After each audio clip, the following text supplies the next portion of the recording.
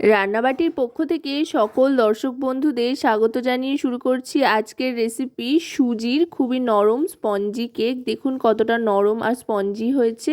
এটা বানাতে প্রথমেই নিয়ে নিচ্ছি 1 বাটি পরিমাণে চিনি। চিনিটা একটু গুঁড়ো করে নিচ্ছি, যেহেতু একটু মোটা দানার চিনি তাই গুঁড়ো করে নিচ্ছি।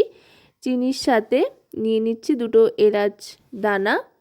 এবার এটা গুঁড়ো করে নেব। এটা গুঁড়ো করে নেওয়ার পর চিনিটা এদিকে নিয়ে নিচ্ছি একটা মিক্সিং বলে 1 বাটি পরিমাণে সুজি। যতটা চিনি নিয়েছি ঠিক সম পরিমাণেই কিন্তু সুজি নিলাম। এবার গুঁড়ো করা চিনিটা এর মধ্যে মিশিয়ে দেব। আমি ফ্লেভারের জন্য শুধু এলাচ দানাই ব্যবহার করছি, আপনারা চাইলে আপনাদের পছন্দ মতো যে কোনো এসেন্স ব্যবহার কিন্তু করতেই পারেন। আর এটা কিন্তু সম্পূর্ণ নিরামিষই, এতে কোনো রকমের ডিমের ব্যবহার হবে না। এবার দিয়ে দিচ্ছি 1 বাটি দুধ। একই বাটি দিয়ে মেপে দুধ দিয়ে দিলাম।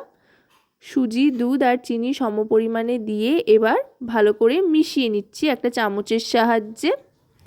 ভালো করে মিশিয়ে নেব যাতে কোনো রকমের লাম্পস না থাকে বা ডেলা না পাকায়, সেদিকে লক্ষ্য রেখে সুন্দর করে মিশিয়ে নিয়ে ঢাকনা চাপা দিয়ে রেখে দেব রেস্টে 15 মিনিটের জন্য। 15 মিনিট বাদে ঢাকনাটা সরিয়ে নিলাম। এবার দেখুন সুজিটা কিন্তু অনেকটাই দুধ টেনে নিয়েছে আর বেশ এই ব্যাটারটা কিন্তু ভারী হয়ে গেছে। আবার খানিকটা ফেটিয়ে নিচ্ছি। ফেটিয়ে নেওয়ার পর এবার এর মধ্যে দিয়ে দিচ্ছি বেকিং পাউডার। 1 চামচ পরিমাণে বেকিং পাউডার দিলাম আর হাফ চামচের মতো বেকিং সোডা দিলাম। অবশ্যই কিন্তু বেকিং সোডাটা দেবেন, হাফ চামচই দেবেন, তার বেশি দেওয়ার প্রয়োজন নেই। এবার দিয়ে দিচ্ছি ময়দা 1/2 বাটি পরিমাণে আর দিয়ে দিচ্ছি সাদা তেল, এটাও 1/2 বাটি পরিমাণে দিয়ে দিলাম। ময়দা আর সাদা তেল দুটো কিন্তু সম পরিমাণেই দিলাম আর একই বাটি দিয়ে সমস্ত কিছু মেপে নিচ্ছি। আপনারাও যখন বানাবেন একই বাটি দিয়ে সমস্তটা মেপে নেবেন, তাহলে দেখবেন পরিমাণটা ঠিকঠাক হচ্ছে আর বানাতেও অনেক সুবিধা হচ্ছে। এবার ভালো করে সবটাকে মিশিয়ে নেব। এবার কিন্তু একটু ভালো করে ফেটিয়ে নিতে হবে। যত ভালো ফেটানো হবে কেকের ব্যাটারটা, কেকের টেক্সচার কিন্তু ততটাই সুন্দর হবে। ভালো করে ফেটিয়ে নিয়ে এবার এটা বিটারের সাহায্যে একটু বিট করে নিচ্ছি ভালো করে। দেখুন আপনারা ব্যাটারের কনসিস্টেন্সিটা দেখতেই পাচ্ছেন কতটা ঘনত্ব হয়েছে। এরকম ঘনত্বেই কিন্তু তৈরি করতে হবে। এবার একটা সিলভারের বাটি নিয়ে তাতে ভালো করে সাদা তেল মাখিয়ে নিচ্ছি। সিলভারের বাটিতেই কিন্তু ভালো হয়, চাইলে আপনারা ফয়েল পেপারও ইউজ করতে পারেন। এবার একটা নর্মাল পেপার গোল করে কেটে দিয়ে দিচ্ছি। আপনারা চাইলে বাটার পেপারও ব্যবহার করতে পারেন, আবার এরকম নর্মাল কাগজ দিয়েও কিন্তু হবে। আর দেখবেন বাটিটার যাতে একটু ধারটা উঁচু হয়, তাহলে কিন্তু কেকটা বানাতে অনেক সুবিধা হয়। কারণ কিনা কেকটার ব্যাটারটা দেওয়ার পর এটা কিন্তু যখন তৈরি হয়ে যাবে অনেকটা যেহেতু ফুলবে, সেজন্য একটু ধার উঁচু বাটিতে কেক বানাবেন, তাহলে দেখবেন কেকের শেপটা খুব সুন্দর হবে। এবার ভালো করে এটার উপরেও তেল মাখিয়ে নিলাম। মাখিয়ে নিয়ে এবার কেকের ব্যাটারটা এর মধ্যে পুরোটা ঢেলে নেব।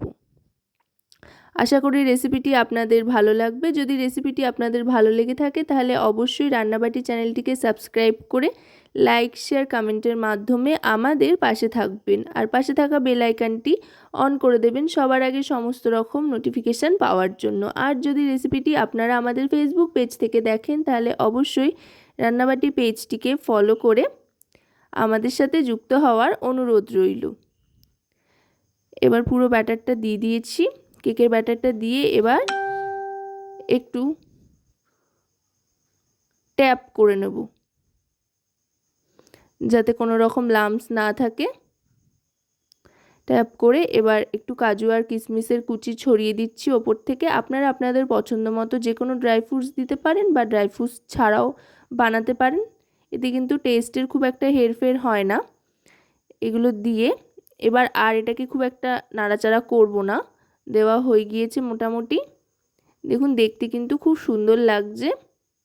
এবার যেটা করব সেটা হচ্ছে প্রেসার কুকারে যেহেতু বানাচ্ছি তাই প্রেসার কুকারটা আগে একটু গরম করে নিতে হবে। গ্যাসটাকে অন করে নিয়ে তারপরে এর মধ্যে একটা স্ট্যান্ড বসিয়ে দেব।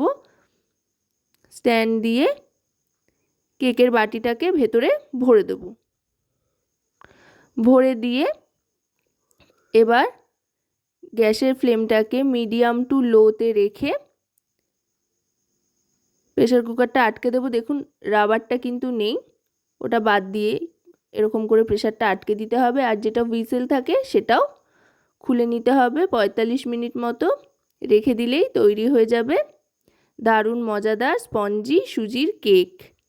এবার দেখুন আমি একটু দেখে নিচ্ছি ভেতরটা পুরো তৈরি হয়েছে কিনা। হ্যাঁ, একেবারে পারফেক্ট তৈরি হয়েছে। এবার এটা বার করে নেব। 45 মিনিটের মধ্যে তৈরি দারুণ সুন্দর রেসিপি।